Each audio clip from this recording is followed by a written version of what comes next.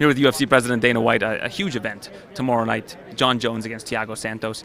Jon keeps talking about potentially dipping his foot into heavyweight, but he says that he wants to be compensated as such. Is that a consideration? You know, if he keeps winning at light heavyweight, or even if he wins this fight, a fight against Daniel Cormier at heavyweight would be big business. Is that something that you would really up the ante for? Jon Jones makes a lot of money, so listen, that's all stuff that can be fixed and we can figure out.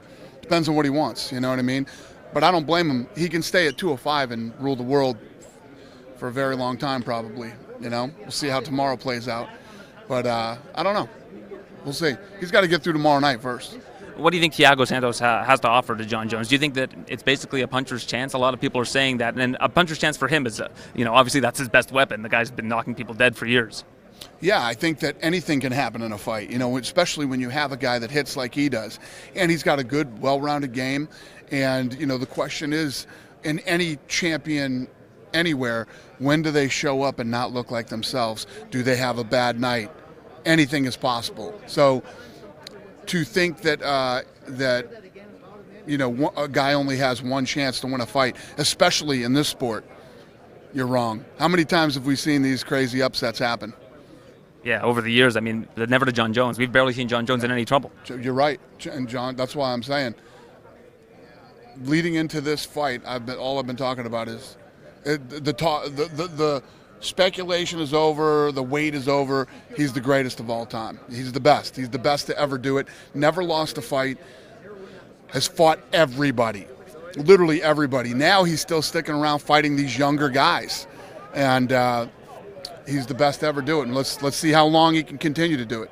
You guys are running a promo with Stephen A. Smith where it's him and Amanda Nunes, and it's talking about who the greatest ever is. Is it Jones or is it Nunes? Do you think that's fair? Do you think it's fair to compare female fighters to male fighters on the entire spectrum of MMA, given especially how long men's mixed martial arts has been around versus women's in the UFC? Yeah, I do. I do think it's fair, especially when you have somebody like when you look at Amanda and Jon, and you look at who they beat, and not only who they beat, but how did they beat them. You couldn't have two more perfect examples than these two that are fighting on this card.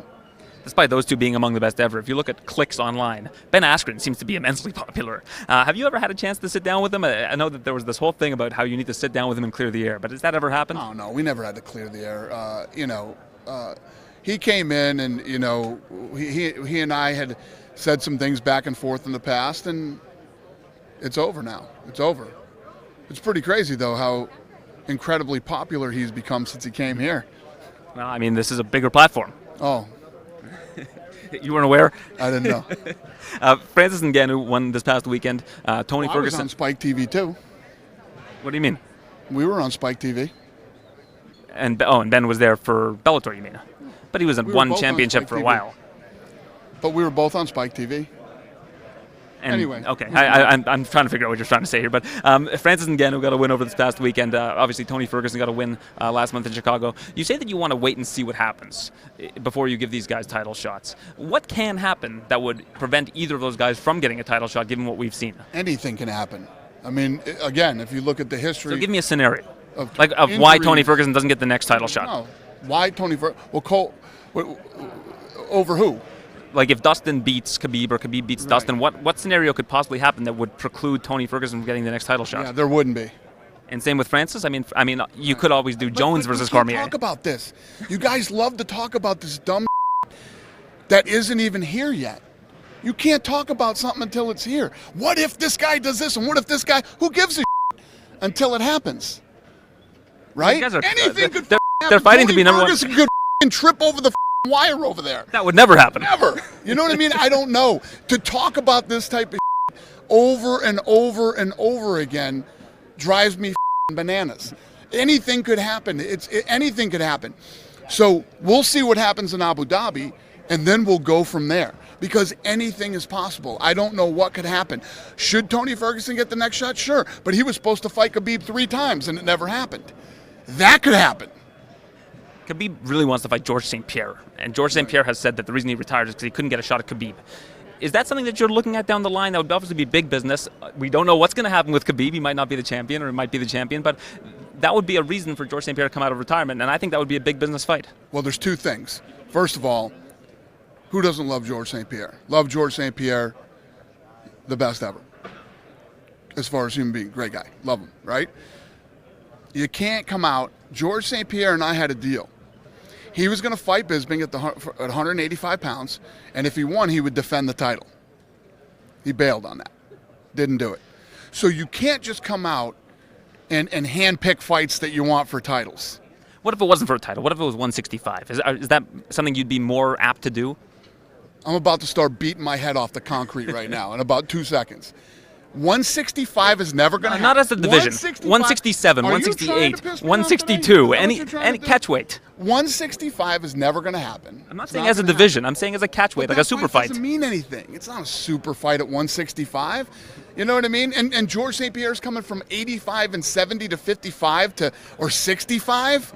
Come on. It's a super fight at any weight. Don't you don't agree with that? And then he made this deal with me that he would defend the title. You know, he went in and he saw Bisping as an easy fight. He fought Bisping. And then you look at the guys that are behind Bisping, and they're all killers. They're all literally killers, right? But now to come back and he wants to fight at 155 for the title. We're not doing a goofy 165, whatever. That's not going to happen. Then, you know, I guess if I get into a position where Khabib, the champ, wants it bad enough, we're going to have to talk about it. But at the end of the day, it doesn't make sense to me. You have other guys lined up, you know, behind him. You're just asking me if Tony Ferguson's going to get a shot. I'm talking about as a catch weight. I don't think George fighting for the title makes sense. I agree with you. After George St-Pierre slides in at 155 and gets his shot. Then you got Conor who wants a rematch. You know what I mean? There's guys backed up that want to fight at that division. You can't come back out of retirement and handpick fights that you want when you didn't even keep your word with me on defending the 85-pound belt. And finally, John... Have I made that clear? You have. I understand. I just think that a super fight at any weight, and even an exhibition weight would make sense. And I don't disagree that if George St-Pierre fought Khabib, that it would be a big fight. But it's not fair to the rest of the guys that are waiting right now to fight Khabib. John Lineker was released from the UFC. I think it's fair to say that John Lineker is the type of fighter you love to watch. But what was the cause of him getting released from the UFC? I think it was because he hasn't made weight a few times. And, you know, I just know that the matchmakers were super frustrated with him. You know, the guy wasn't being professional. So it's a matter of outside the octagon, not inside the octagon, his performance. Right. Yeah. Well, when you don't make it to the octagon either a bunch of times, it's a waste of everybody's time, energy, and money.